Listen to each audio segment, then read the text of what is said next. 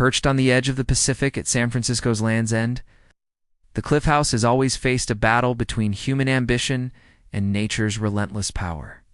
Over 150 years, it has burned, collapsed, been rebuilt, and preserved a story of vision, loss, and resilience. Sutro and the Gingerbread Palace. Adolf Sutro, wealthy entrepreneur and mayor, dreamed of a palace by the sea. Opened in 1896, it was a gingerbread Victorian marvel. 7 stories tall, a spectacle of towers, mansards, and grand dining rooms. Visitors marveled at the views. Families kept Sunday traditions. Postcards carried the image worldwide, but nature had other plans. In 1906, the San Francisco earthquake shook the city. Downtown crumbled. Fires consumed neighborhoods. The Cliff House survived, though damaged, its timber frame flexing, foundation keyed to volcanic rock holding steady. Yet a year later, fire consumed the Gingerbread Palace itself, leaving only memories and smoke over Land's End. Rebuilding and resilience. The Cliff House was rebuilt in 1909, this time in restrained neoclassical style. 3 stories instead of 7, concrete and steel, replacing much of the wood, designed to survive earthquakes and fires. It became a modern restaurant, a symbol of cautious ambition. Playland arrived nearby in the 1920s, bringing roller coasters, carousels, and carnival chaos, forever changing the Cliff House's character. Through the Great Depression, World War II, and the post-war boom, the Cliff House thrived. Families celebrated birthdays, couples proposed at table 12, sailors enjoyed meals before heading out to sea. The constant was the view: seal rocks, the crashing Pacific, and the fog that never quit. Challenges of maintenance, yet life on a cliff is never static. Salt air corrodes metal. Storms crack glass. Foundations shift with each winter tide. Maintaining the building became an ever-escalating struggle. Roofs, windows, plumbing, electrical systems all demanded constant attention. Costs climbed into millions annually to keep the building simply standing. The nearby Sutro Baths, once a democratic pleasure palace, fell victim to the same realities. Built by Sutro for public access, the baths faced maintenance costs too high to sustain. Fires in 1966 erased them, leaving only ruins.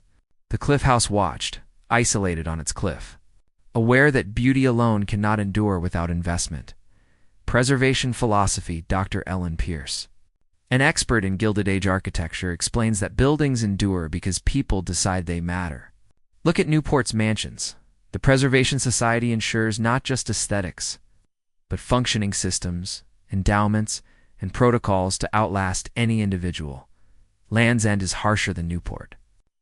Pacific storms are stronger, salt air more corrosive, cliffs retreating inches each year. Maintenance costs here double, triple, sometimes quadruple what similar buildings would require on stable ground. Saving the Cliff House isn't just desire. It is deliberate planning, funding, and long-term commitment. Modern challenges and closure. In March 2020, COVID-19 closed restaurants across California. The Cliff House shuttered like thousands of others. Months passed. The building sat empty, salt and fog continuing their quiet assault. By December 2020, operators announced permanent closure. Lease negotiations failed, revenue projections couldn't cover upkeep. The iconic restaurant, a living monument for over a century, became silent. Documentation and memory. Maya Rodriguez, a preservation architect, arrived in early 2021 to document the building. She measured floors, counted windows, photographed interiors, and recorded its state before restoration. The dining room still held memories. Tables where families celebrated. Letters hidden behind baseboards. The postcard of the 1909 Gingerbread Palace. Evidence that beauty and meaning persist even when buildings fail.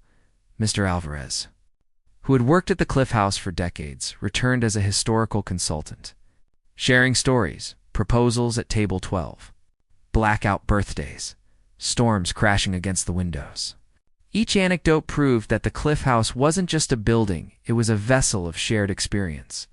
Planning restoration community meetings in late 2021 brought together teachers, surfers, historians, architects, and longtime San Franciscans.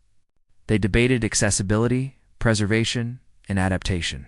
A 5-phase plan emerged: stabilize, stop leaks, secure foundation, arrest decay.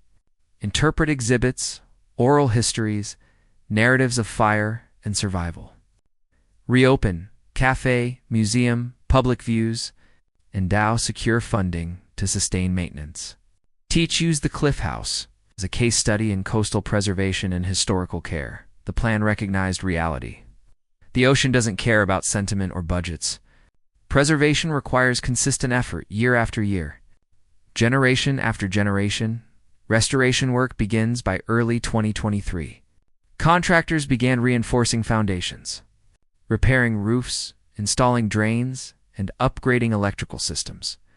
Water management became a priority. Fog, rain, and salt spray are silent destroyers. Carpenters replaced rotting sills, while Maya documented every intervention. The building breathed again. Not new, but sound, viable, ready for public engagement. The Cliff House transformed from empty ruin into a functioning symbol of collective choice, that communities can save what matters when they match nature's persistence with their own.